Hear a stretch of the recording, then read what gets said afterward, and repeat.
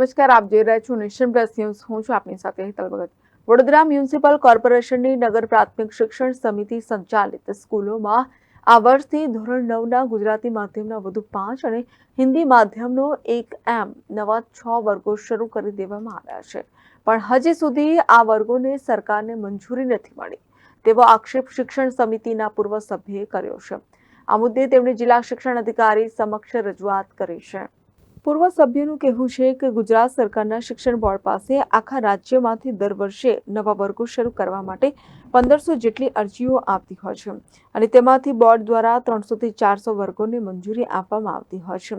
આ સંજોગોમાં નગર પ્રાથમિક શિક્ષણ સમિતિના સત્તાધીશોએ બોર્ડની મંજૂરી મળી જશે તેવું ધારીને નવા વર્ગો શરૂ કરી દીધા છે.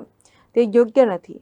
જો મંજૂરી ના મળી તો આ વર્ગોમાં પ્રવેશ લેનારા 300 વિદ્યાર્થીઓના શૈક્ષણિક ભાવિ પર સવાલ ઊભા થઈ શકે છે.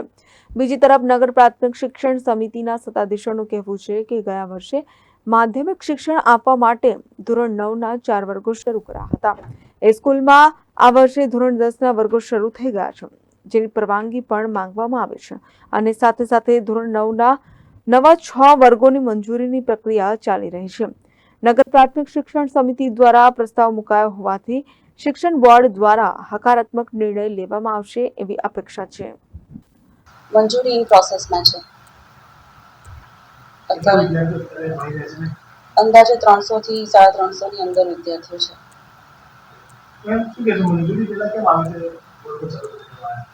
ગયા વર્ષે પણ આપણે મંજૂરીની અપેક્ષાએ વર્ગો ચાલુ કરેલા અને મંજૂરી આવી ગઈ. અપીલમાં જઈશું એટલે આપણને મંજૂરી મળી જશે. અંદાજે આ મહિનામાં. જે રીતના વાત થઈ રહી છે કે 300 વિદ્યાર્થીઓને એડમિશન આપે છે 6 વર્ગોમાં, એમનું ભવિષ્ય લઈને સવાલ ઉઠી રહ્યા છે કે મંજૂરી વગર વર્ગો શરૂ કરી શકે. ડીઓ ઓફિસના અમે પરામર્શમાં છીએ જ અને મંજૂરી મળી જશે. ગયા વર્ષે પણ અમે આ જ પ્રોસેસને અનુસરેલ હતા. Bureau report, nation plus news, Vadodara. સમાચારોના સતત અપડેટ મેળવવા માટે અમારી નેશન પ્લસ ન્યૂઝની યુટ્યુબ ચેનલને સબસ્ક્રાઇબ કરો, બેલ આઇકન દબાવો અને જોડાયેલા રહો ફેસબુક, ઇન્સ્ટાગ્રામ અને ટ્વિટર પર.